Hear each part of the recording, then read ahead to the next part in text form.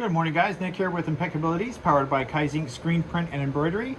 And today we're in the darkroom over here at our iImage and wanted to document where you can find the tanks to refill your toner as well as the cleaning solution. So on the back here of the iImage, there's a little handle here. This little door opens right up. Inside we have the two tanks. They're labeled. One is the ink and the other is going to be your cleaning solution. These tanks do come out, but when you need to refill it, you can go ahead and take your take out. You can unscrew the lid, and you want to make sure that you're putting the type T6 toner in there where it says ink, as well as you're going to be using the cleaning solution. That is going to be your iClean V21.